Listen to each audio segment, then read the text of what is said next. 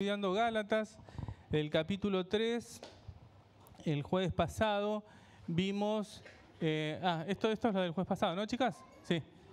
Esto vimos el jueves pasado, de Gálatas 3, del versículo 6 al 18. Y ahora tenemos del versículo 19 del capítulo 3, termina el capítulo y vamos a tomar del versículo 4, el versículo 1 al 7. Es un pasaje extenso, lo dividimos en dos jueves, pero sigue la misma temática. Es muy difícil separar porque el apóstol Pablo sigue hablando de lo mismo, de la ley y de la fe. Sigue hablando recordamos un poquito del problema que había en esa iglesia, que había judíos que estaban o se habían criado con toda la enseñanza de cumplir todos los mandamientos y la ley judía y todas sus ceremonias y rituales, y estaban los cristianos que creían en el Señor Jesús, el cristianismo que estaba surgiendo y que entendían correctamente que la salvación era solo por fe. No había que hacer ninguna obra, no había que cumplir nada, no era por merecimiento nuestro, por alguna obra nuestra o algo que podamos hacer, sino solo por fe. Entonces estaban estas dos ideas, ¿no? Y Pablo en esta carta va aclarando y sigue aclarando, en lo que vamos a leer hoy, que la salvación es por fe. El jueves pasado habíamos visto 4 puntos, hoy vamos a ver otros 4 puntos. Recordamos un poquito lo que veíamos de esto de la ley y la fe. Pablo le hablaba a los hermanos de ese lugar y tomaba como ejemplo a Abraham, diciendo, bueno, ustedes tienen a Abraham como un hombre de la ley, del pacto, pero Abraham fue salvo por fe, lo tomaba como modelo. También Pablo explicaba que la ley vino o está para condenarnos, porque podemos ver en esa serie de mandamientos y ordenanzas que tenían los judíos, nos vemos como en un espejo que somos pecadores delante de Dios, que es imposible que podamos cumplir todo eso. Entonces la ley nos condena. En tercer lugar, veníamos que con ese problema, en esa situación, Jesús vino a salvarnos de la condenación de la ley. Y decíamos que Él nos vino a redimir.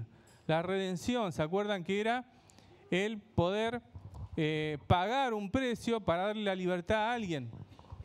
Esto también lo mencionaba el sábado pasado en la campaña nuestro hermano Daniel Sicarelli.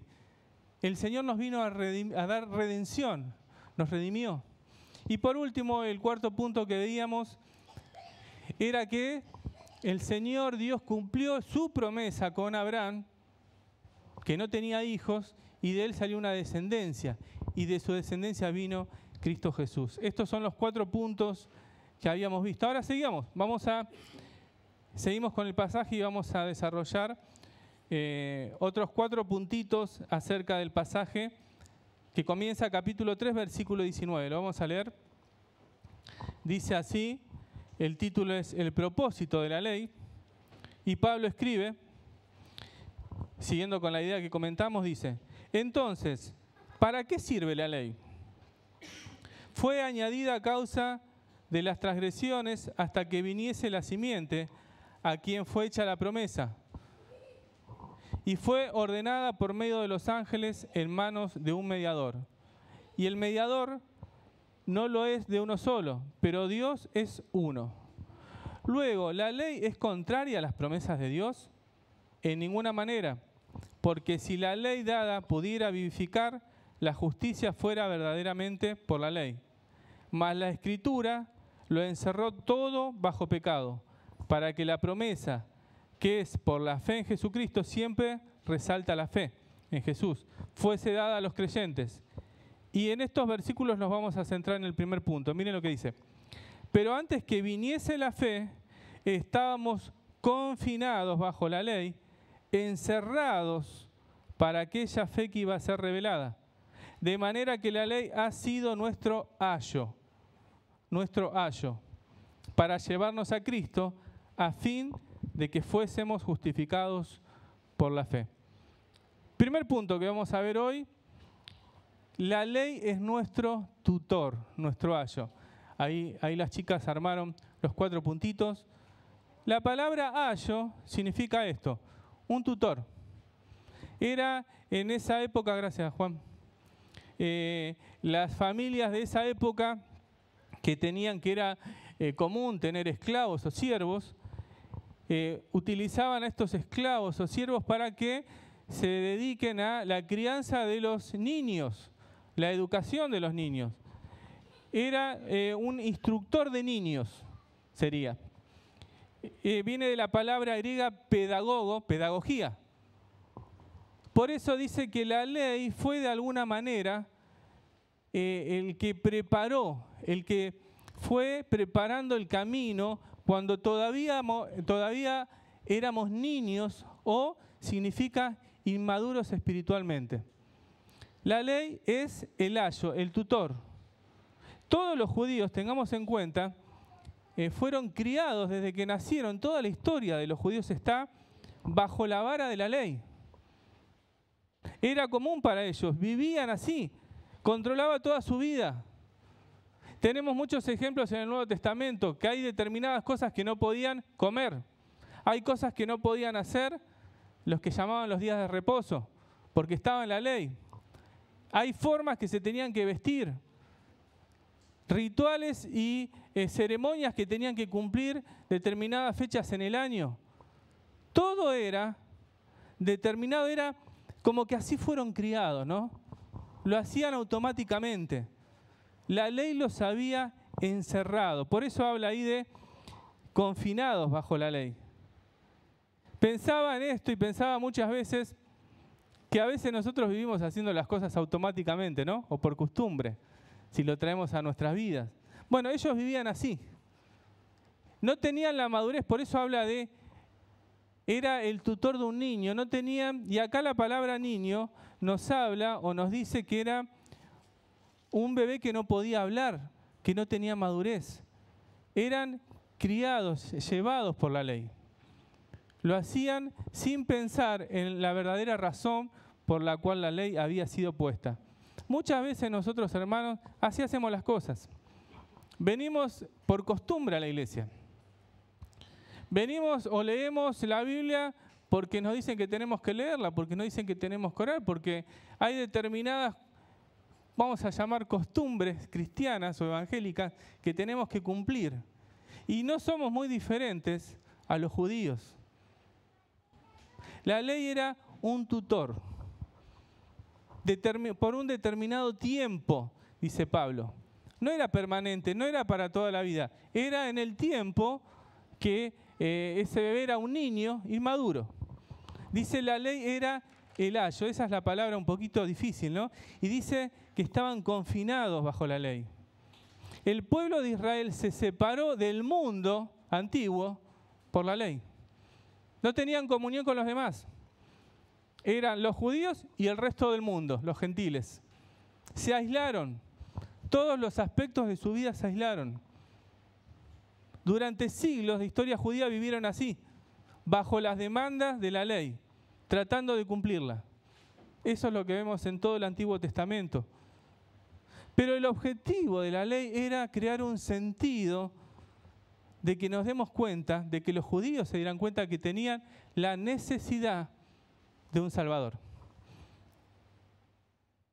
Ellos tenían, y esa ley y esos preceptos estaban, y tenían que entender que Jesús tenía que venir.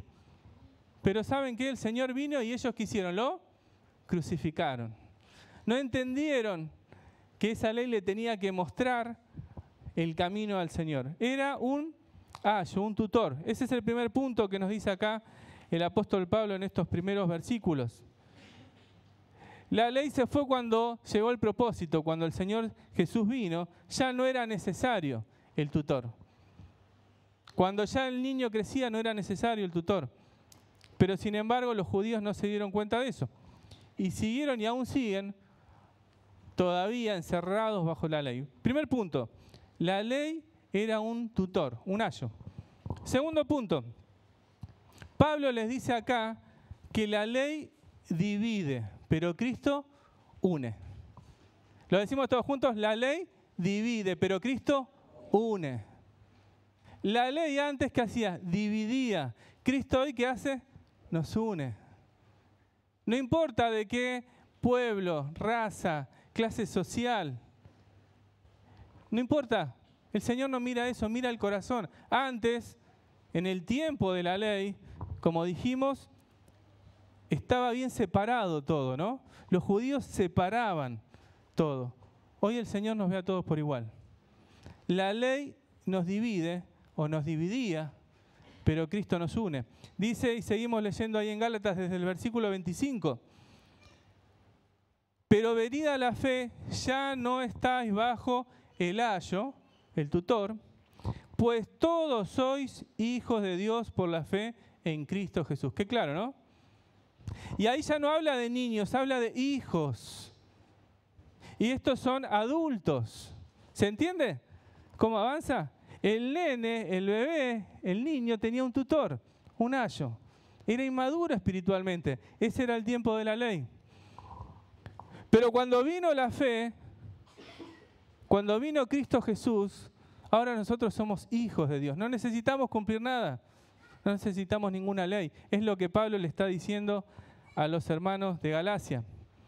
Porque todos los que habéis sido bautizados en Cristo, de Cristo estáis revestidos. Ya no hay judío ni griego, ya no hay esclavo ni libre, no hay varón ni mujer, porque todos vosotros sois uno en Cristo Jesús. Y si vosotros sois de Cristo, ciertamente linaje de Abraham sois. Vuelve a lo que vimos el jueves pasado, y herederos según la promesa.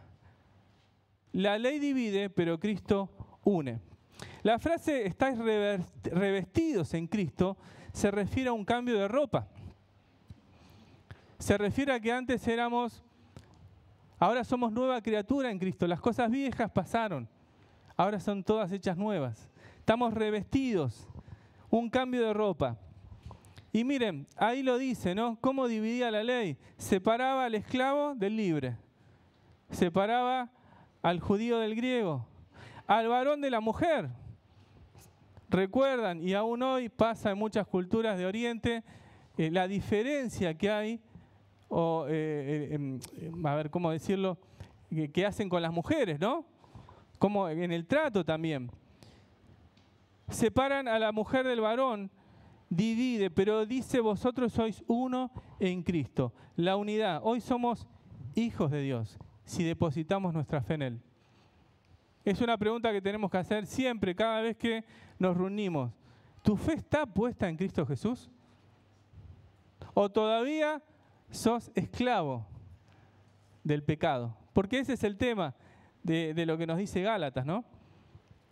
Cristo nos une. Dice ahí, todos sois uno en Cristo. La ley estableció diferencias y distinciones entre individuos, entre naciones, comidas, animales, etc. Ahora nosotros muchas veces no hacemos distinciones, hermanos. Volvemos a pensar. Nos parecemos mucho con esos judíos en cumplir. No somos buenos en cumplir cosas. En cumplir una rutina, en cumplir una ordenanza. Bien, pero eso no nos salva. También muchas veces somos buenos en marcar distinciones. Muchas veces acá en la iglesia. Bueno, eso no lo enseña el Señor. Él vino a unir. En estas cosas tenemos que hacer una mirada espiritual interna y decir, nosotros muchas veces también dividimos y marcamos diferencia. En la sociedad de ese tiempo, los esclavos, lo habíamos dicho el otro día, eran como una mercancía. Las mujeres eran menospreciadas, sufrían privaciones. Los gentiles, los que no eran judíos, eran despreciados. Miren cómo oraban los fariseos, lo vemos muchas veces en los evangelios. Los fariseos que se creían que guardaban la ley, que se sabían toda la ley, que perseguían al Señor Jesús, decían, te doy gracias, Dios, que soy judío y no soy gentil. Esa era más o menos la oración que hacía. Que soy un hombre, que no soy mujer, que soy libre y no soy esclavo. Y el Señor les dice, ¿no? Muchas veces, ustedes son esclavos de la ley. Todas estas distinciones son eliminadas en Cristo. Podemos acá, somos varios hoy, y si nos pusiéramos a hablar de distintos lugares, ¿no? Nacimos en distintas circunstancias, nos criamos en distintas circunstancias. Económicamente tal vez estamos pasando hoy, en la actualidad, distintas necesidades. Físicamente, intelectualmente, pero el Señor no hace distinción alguna. Él está mirando hoy tu corazón. La ley divide, pero Cristo une. Entonces el primer punto era que la ley es nuestro tutor, nuestro ayo. Estuvo ahí un determinado tiempo hasta que vino el Señor Jesús y trajo la fe. Que la ley nos dividía. Decíamos también la semana pasada, la ley era algo imposible de cumplir, nos mostraba que éramos pecadores, pero a su vez nos mostraba que Dios era un Dios santo, como la canción que cantamos, la última creo, ¿no? Y Cristo vino a cumplir la ley. El tercer punto, la ley, esto lo habíamos dicho y lo vuelve a decir Pablo acá, nos hace esclavos, pero la fe nos hace hijos. Seguimos en nuestra lectura, pero ahora pasamos al versículo 1 del capítulo 4. Dice ahí Pablo, pero también digo, entre tanto que el heredero es niño, un bebé que no habla, un creyente inmaduro, en nada es diferente al esclavo, aunque es señor de todo, con minúscula. ¿Por qué? Porque es hijo del que es el dueño de todo, sino que está bajo tutores y curadores hasta el tiempo señalado por el Padre. Está hablando del crecimiento de un niño, ¿no? De un bebé. Así también nosotros, cuando éramos niños, estábamos en la esclavitud bajo los rudimentos del mundo. Pero cuando vino el cumplimiento del tiempo, Dios envió a su Hijo, nacido de mujer y nacido bajo la ley, para que redimiese, vuelve la palabra redención, redimiese a los que estaban bajo la ley, a fin de que recibiésemos la adopción de hijos. Pablo una y otra vez siempre vuelve sobre los mismos conceptos, siempre. Es como que hay una frase que dice que la letra entra con sangre o algo así, ahora no me acuerdo bien, o la lectura, ¿no?, hace que incorporemos los conceptos. Bueno, acá Pablo vuelve a lo mismo, dando en el punto donde había ahí un problema en la iglesia, donde sabíamos que se habían metido los falsos maestros, y vuelve a dar el concepto de la redención y el de la adopción. Dice, ¿qué éramos? Éramos niños, inmaduros, esclavos. ¿Nos acordamos cuando estábamos lejos de Cristo cómo era nuestra vida, hermanos? Si alguno todavía no tuvo un encuentro personal, tal vez me podés decir, pero yo soy bueno.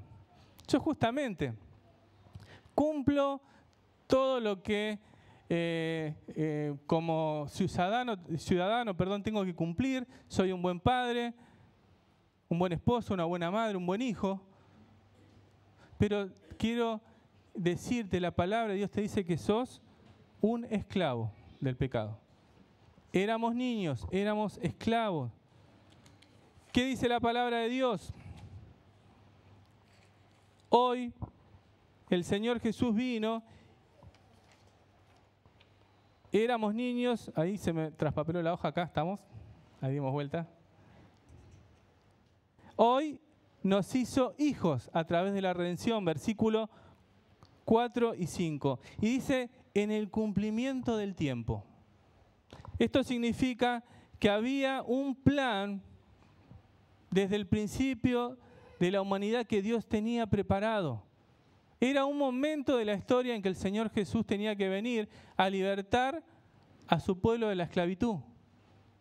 El contexto histórico de ese momento se preparaba para que Cristo venga. Estaba el Imperio Romano, ¿se acuerdan? Y dice ahí un refrán que todos los caminos conducen a Roma. Había creado una infraestructura donde era fácil recorrer distancias. Es lo que aprovechó mucho también Pablo y los primeros evangelistas. El idioma era como si hoy habláramos, no sé, el inglés, que es un idioma mundial. En ese momento se hablaba el griego en ese lugar. Todo estaba preparado y en ese momento el Señor Jesús vino y nació. Lo vamos a recordar en algunos días. El mundo lo va a recordar. En el cumplimiento del tiempo, en el momento determinado de la historia, Jesús vino. Así fue nuestra vida.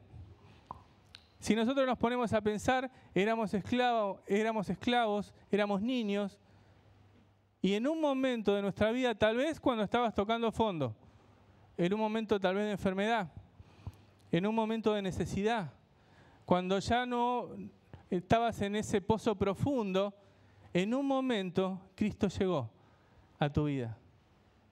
Tal vez es hoy el momento y todavía no le pediste, quiero ser un hijo tuyo. Pero esta palabra en el cumplimiento del tiempo, esta frase, dice que Dios tiene todo bajo control. Que todo se cumple en el momento y en el tiempo justo que Él tiene planificado. Por ahí hay cosas que nosotros decimos, pero ¿por qué pasa esto? ¿Por qué esto que estoy pidiendo hace tanto tiempo no se dio? Y está terminando otro año y las cosas que habíamos planificado al principio de año no se dieron. Bueno, ¿no será el tiempo de Dios? El Señor nos está diciendo que no. En el plan de la historia de la salvación, Jesús vino en el cumplimiento del tiempo. Es más, la Biblia dice en el último libro que Él ya tiene todo planificado que va a volver. Y dice que es pronto. El Señor vuelve pronto. Hoy es el momento para que puedas arreglar tus cuentas con Dios. Si no sos un hijo. Y si sos un hijo, bueno, ¿cómo está mi relación con Dios? ¿Soy o estoy muy parecido a esos judíos que solamente cumplen cosas? Seguimos, miren, dice ahí, éramos niños antes. Ahora Cristo nos vino a dar redención y hoy lo que somos y lo que tenemos mirando al futuro es que somos hijos y herederos. Herederos, versículo 6, versículo 7 del capítulo 4, nos habla de herederos. ¿Cuántas cosas hoy ya estamos disfrutando porque somos hijos de Dios? Miren, por ejemplo, algunas cosas que me anoté acá. Primero, el heredero significa, o el concepto de heredero es el que posee, el que comparte, el que adquiere. Felipe va a heredar lo que tengo yo, cuando yo ya no esté. Si le dejamos algo a Felipe, a Valentín, ¿dónde está Valentín? Vamos a repartir ahí. El heredero es el que posee, el que comparte, el que adquiere. Un niño, como habíamos leído, todavía no podía hacer uso de los bienes de su padre. Pero un hijo sí, un hijo adulto sí. ¿Se acuerdan de la parábola del hijo pródigo? Cuando viene el hijo y le dice, bueno, dame la parte de los bienes que me corresponde. Y nosotros hoy, si somos hijos, ya podemos disfrutar de muchas de sus riquezas. Miren, algunas que anoté. ¿Me van a ayudar? ¿Me ayudan a buscar algunos versículos? ¿Sí? Tenemos que ser rápidos. Si no, yo los tengo y los leo. Pero a ver, si uno me busca Efesios capítulo 1, versículo 7. No lo pongamos, así lo buscamos. Y otro que busque Efesios capítulo 2, versículos 7 y 8. Ahí nomás. Efesios 1, 7, Efesios 2, 7 y 8. El que lo tiene levanta la mano y lo lee. Sí.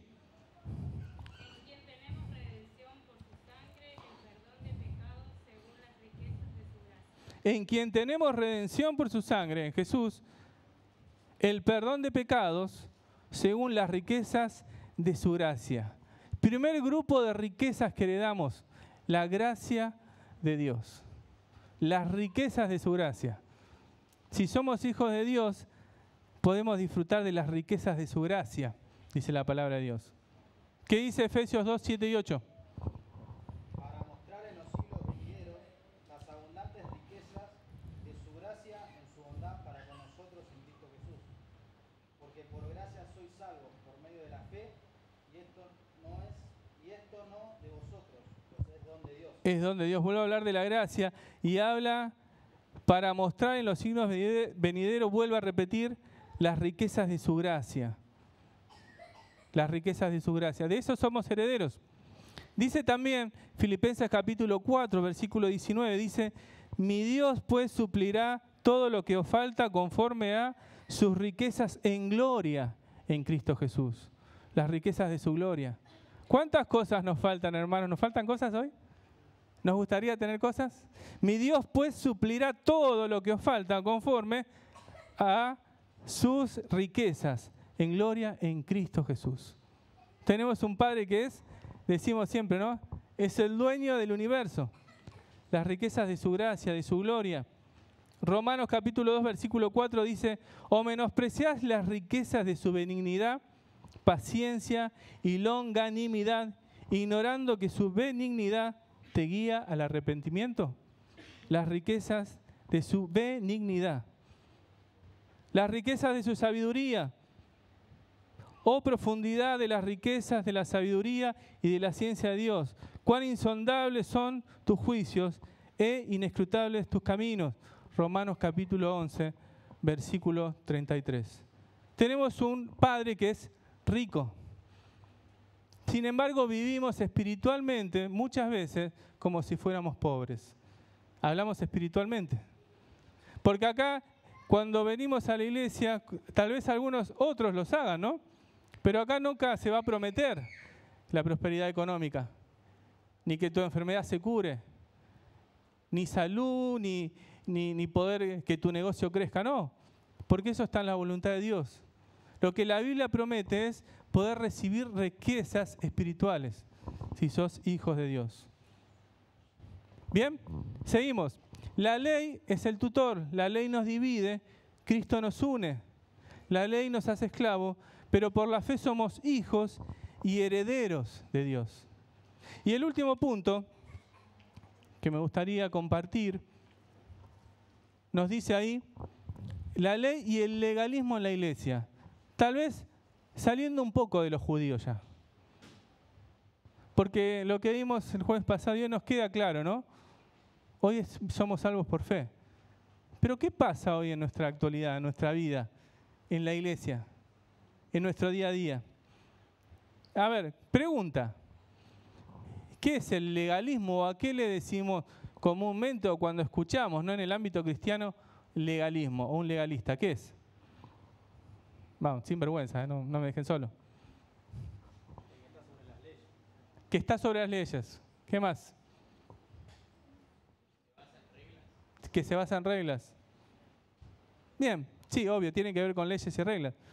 Pero a veces escuchamos algunos conceptos en la vida cristiana, por ejemplo, como una mentalidad cerrada, o el legalismo se manifiesta muchas veces en costumbres y normas que cumplimos y que no tienen que ver con la doctrina que la palabra de Dios enseña. Una definición dice que una vida basada en la obediencia de reglas y regulaciones, el hacer esto o no hagas aquello, muchas veces es vivir con principios legalistas, morales y fríos. Es una forma de legalismo. Nos preocupamos mucho por cumplir las reglas y nos olvidamos de Dios. Así somos muchas veces. Miren, Dios, es cierto, se preocupa. Nosotros tenemos que obedecer sus mandamientos. Todo el tiempo, ¿no? Lo tenemos ahí en claro. El problema es que muchas veces nos preocupamos más en esos mandamientos y nos olvidamos de nuestra comunión íntima con Dios. Y yo me pongo en primer lugar. El legalismo no busca obedecer a Dios, sino obedecer las reglas. Y nos olvidamos de la relación personal con Dios. Y vuelvo a decir, yo soy legalista muchas veces. Miren, un ejemplo. Supongamos, un hombre va en una autopista. ¿Cuál es la velocidad mínima y máxima en una autopista? 60 y 130, ok. Voy a 60 kilómetros por hora en una autopista. ¿Estoy cumpliendo la norma de tránsito? Un día despejado, soleado, bien. Una tormenta terrible se levanta en el momento. Por ahí 60 kilómetros por hora es una velocidad alta, tal vez manejando de noche, con lluvia fuerte, en una autopista. Por ahí tendría que ir más lento, ¿no? pero estoy cumpliendo la ley. Ahora me estoy olvidando, esa ley fue hecha para proteger, para cuidar, para guardar de accidentes a los que manejan en esa autopista. Sin embargo, yo por cumplir la ley puedo ocasionar o poner en peligro a otros en ese momento, en ese día de lluvia terrible. ¿Saben qué? Este ejemplo lo dice el Señor en Mateo capítulo 12, versículo 9 y 14, pero con un ejemplo que ellos conocían. ¿Me ayudan a buscarlo? El Señor Jesús con los fariseos les da una lección de que ellos eran legalistas. Mateo capítulo 12, versículo 9 y 14. Si lo tenemos acá lo podemos leer. Ahí está. Vamos pasando. Dice así: pasando de allí, el Señor Jesús vino a la sinagoga de ellos. Y aquí había uno que tenía seca una mano y le preguntaron a Jesús para acusarle: ¿es lícito sanar en el día de reposo? Él les dijo: ¿qué hombre habrá de vosotros que tenga una abeja y si se cayere en un hoyo en el día de reposo, no le eche mano y la levante? Pues ¿cuánto más vale un hombre que una abeja? Por consiguiente, es lícito hacer el bien en los días de reposo. Entonces dijo al hombre: extiende tu mano, y él la extendió y le fue restaurada, sana como la otra. Hasta acá nomás. El legalismo es no preocuparse por los demás. Es no preocuparse por nuestra relación con Dios y poner encima la ley. Miren, yo lo escuché, seguramente los que estuvieron se van a acordar, no sé si el año pasado o el otro, en el retiro de ancianos en el IM, Carlos Torterolo dijo: una necesidad mayor anula a una ley superior. Acá había un hombre con una necesidad. Y nunca es malo hacer el bien. Es lo que le dice el Señor. Hay una ley que decía que no se podía trabajar. El Señor estaba sanando una necesidad, haciendo el bien. ¿Es malo eso? Pero los legalistas, con tal de cumplir, no le importaba la necesidad del otro. Lo dejamos para reflexionar, ¿no? Tal vez muchas veces nosotros nos parecemos mucho a los fariseos en este sentido. El legalismo en la iglesia. Cada iglesia tiene derecho a crear sus propias políticas en ciertas áreas. Tiene autonomía. El problema es cuando muchas veces empezamos a crear nosotros normas y reglas que no tienen nada que ver con lo que la palabra de Dios enseña. Estos son los 4 puntos y hasta acá llegamos. A ver si me fui mucho del tiempo, me fui un poquito. Lo que Pablo nos enseña. Pero me gustaría hacer la última reflexión después de lo que vimos el jueves pasado y hoy. ¿Sos un hijo de Dios o seguís siendo esclavo del pecado? Vamos a cerrar los ojos. Por ahí, sos un hijo de Dios, pero todavía sos esclavo de ciertas leyes que van en contra de nuestra vida espiritual, ¿no? El cuerpo, la carne, que es nuestra lucha diaria, que nos esclaviza. El Señor nos quiere dar libertad. Y lo único que podemos hacer humanamente es depositar nuestra fe en Dios y pedirle a Él que nos dé libertad. No hay nada que podamos cumplir, no hay ninguna obra.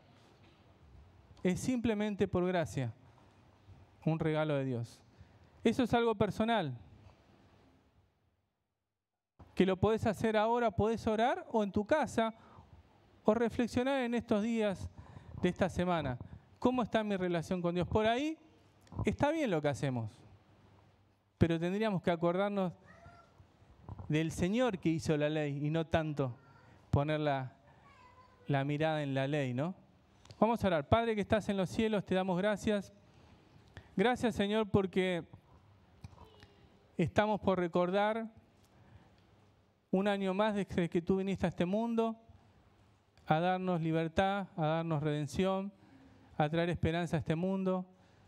Pero todavía, Señor, sabemos que hay muchos amigos, vecinos, hermanos, familiares que no conocen de este mensaje de salvación. Por eso Te pedimos por ellos, te pedimos por cada uno de los que estamos hoy y que podamos pensar, Señor, en lo que aprendimos a través de la enseñanza del apóstol Pablo en tu palabra.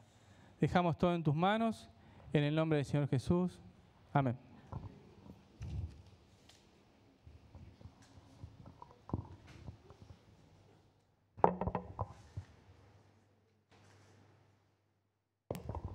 Damos gracias a Dios por su palabra y a Juan por compartir lo que Dios puso en su corazón.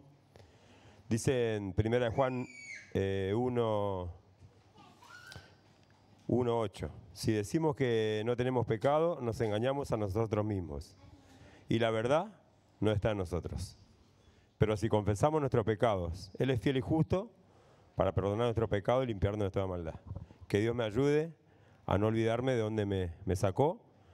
Que Dios me ayude a no hacer acepción de persona con mis hermanos, a no estorbar el camino, a mis hermanos nuevos que vienen, acercarme y brindarle un abrazo, así como ese día que yo llegué y me brindaron esa ayuda a sus hermanos que estaban en ese momento. Vamos a